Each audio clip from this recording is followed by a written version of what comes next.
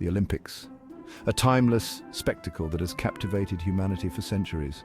A celebration of human strength, skill and spirit, where the best of the best come to compete. But where did it all begin? What are the origins of this grand tradition? Journey back with me to ancient Greece, to the sun-drenched land of Olympia, where history was made. Here in 776 BC, the first Olympic Games were held, marking the dawn of a new era in sports. Imagine a simpler time, a world of gods and myths, where the divine and the mortal intertwined. The Games were a religious festival, a tribute to Zeus, the king of the gods, and a celebration of divine favor. Held every 4 years, they were a time of peace, unity, and athletic rivalry, where even warring states laid down their arms. The ancient Olympics were more than just games, they were a profound cultural event. They were a central part of Greek culture, a time when people from all walks of life came together. Athletes from all over the Greek world gathered, representing their city-states with pride and honor. They competed in events like running, showcasing their speed and endurance, wrestling, demonstrating their strength and technique, chariot racing, a test of skill and bravery, and boxing, a true measure of resilience. Victory brought great honor, not just to the athlete but also to their city-state, elevating their status and bringing glory. The Olympics were a display of physical prowess and a symbol of Greek unity, a time when differences were set aside. Imagine the roar of the crowd, the excitement palpable in the air, the dust rising from the stadium floor, the thrill of victory and the agony of defeat. These were the original games, a far cry from the global spectacle we know today, yet equally significant. Yet they hold the same spirit of competition, the same drive for excellence, the same relentless pursuit of greatness that continues to inspire us to this day. The ancient Olympics may be long gone, but their legacy lives on, echoing through the ages as a testament to human potential. Imagine a world at war, a world where conflict is a constant companion and peace is a fleeting dream. City-states clashing, armies marching, the constant threat of violence. This was the harsh reality of ancient Greece, a land divided by rivalries and power struggles. This was the reality of ancient Greece, a place where the sound of swords clashing and shields breaking was all too common. Yet every 4 years, something remarkable happened. The fighting stopped, the warriors laid down their arms, and a different kind of competition took center stage. A sacred truce, known as the Ekakeria, was declared. This truce was not just a pause in the fighting, it was a symbol of hope and unity. This truce allowed athletes and spectators to travel safely to Olympia for the Games. It was a time when enemies could walk the same roads without fear.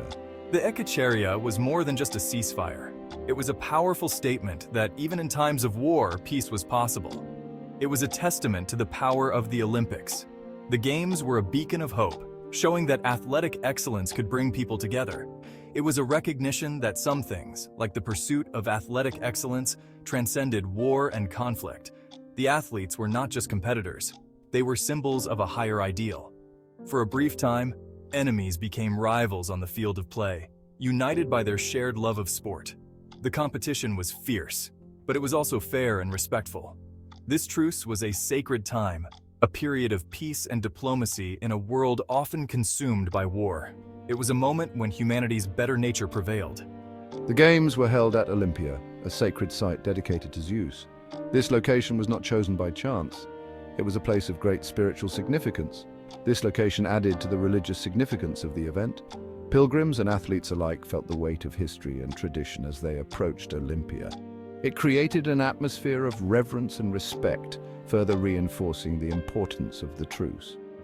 The statues and temples stood as silent witnesses to the power of peace. The Olympics, with their sacred truce, offered a glimpse of a more peaceful world. They were a reminder that even in the darkest times, there is always a light. They showed that even in the midst of conflict, there was room for cooperation and shared humanity. The Games were a celebration of what could be achieved when people came together. The sacred truce of the ancient Olympics is a powerful reminder of the unifying power of sport. It is a legacy that has endured through the ages. It's a legacy that continues to resonate today as the modern Olympics strive to promote peace and understanding on a global scale. The spirit of the Ekacheria lives on, inspiring us to seek harmony in our own lives. The ancient Olympics produced legendary athletes whose names have echoed through history. These were the superstars of their time, their feats of strength and skill celebrated in song and story. One such legend was Milo of Croton, a wrestler who won 6 consecutive Olympic titles. His strength was said to be superhuman, his name synonymous with power and victory. Then there was Leonidas of Rhodes, a runner who dominated the sprint events, winning 12 Olympic titles over 4 Olympiads. His speed and agility were unparalleled, making him a legend of the track. These athletes were more than just competitors, they were symbols of their city-states, their victories celebrated with great fanfare and pride. But the Olympics weren't just about individual glory. They were also a showcase for the strength and athleticism of the Greek world. The Games fostered a sense of competition and camaraderie, pushing athletes to reach their full potential. These ancient champions remind us that the pursuit of excellence is a timeless human endeavor. Their stories, passed down through generations, continue to inspire athletes and spectators alike. Section 4. The decline, a slow fade into history. For over 1,000 years, the Olympic Games thrived, bringing together athletes from across the Greek world to compete in a festival of strength, skill, and honor. But like all empires, their time came to an end. The glory that once surrounded the Games began to wane. With the Roman conquest of Greece, the Games began their slow decline. The Romans brought with them their own customs and traditions. The Romans, with their own traditions of spectacle and entertainment, gradually changed the nature of the Olympics. They introduced new forms of competition and entertainment that were vastly different from the original Greek ideals. They introduced professional athletes, gladiatorial contests, and a focus on entertainment over religious observance. The sacred nature of the Games was overshadowed by the desire for grand spectacles. The Games, once a sacred festival, became more about political power and Roman dominance. The original spirit of the Olympics was being eroded by the changing times. This shift in focus eroded the spirit of the Olympics. The once revered event was now a shadow of its former self. The sacred truce was often ignored, and the Games became embroiled in a political intrigue. The purity of the competition was tainted by external influences. This decline continued for centuries, the Games losing their original meaning and purpose. The once vibrant arenas fell silent. Finally, in 393 AD, Emperor Theodosius I, a Christian, banned the Games. He saw them as a pagan festival, incompatible with the new Christian order. He saw them as a pagan festival, a threat to the Christian faith. The decision marked the end of an era. And so, after over a millennium, the ancient Olympics came to an end.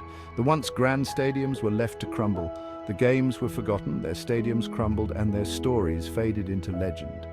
The echoes of the past lingered in the ruins, but the spirit of the Olympics, the pursuit of excellence, the celebration of human achievement that never truly disappeared. It remained a part of human consciousness. It lay dormant, waiting for the right moment to be rekindled. The legacy of the ancient Olympics would one day inspire a revival, a new beginning for the Games. Section 5. A New Hope. Pierre de Coubertin's vision. For centuries, the Olympics lay dormant, a relic of a bygone era. But the dream of the Games, the vision of a world united through sport, never truly died. In the 19th century, that dream found a champion in a young French aristocrat named Pierre de Coubertin. Coubertin was a man ahead of his time.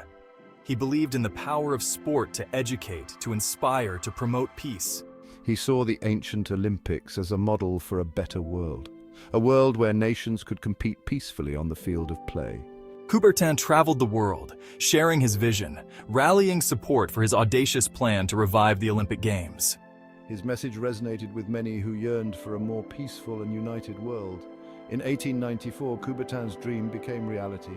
Representatives from 12 nations gathered in Paris and founded the International Olympic Committee, the IOC.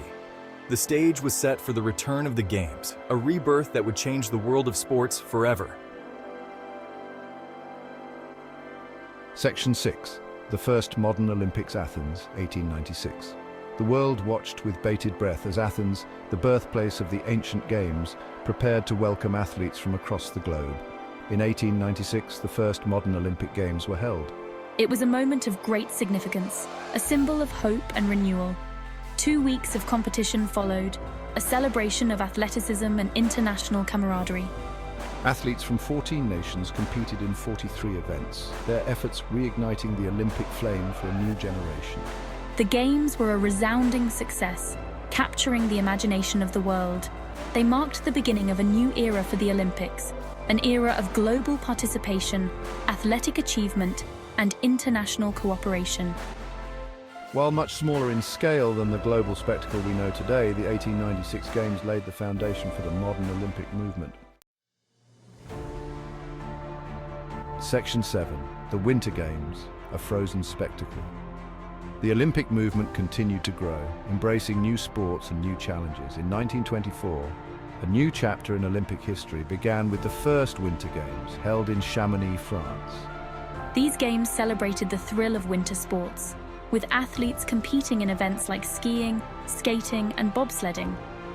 The Winter Olympics added a new dimension to the Games, showcasing athleticism in the face of icy conditions and snowy landscapes. The Winter Games quickly gained popularity, becoming a beloved counterpart to the Summer Games.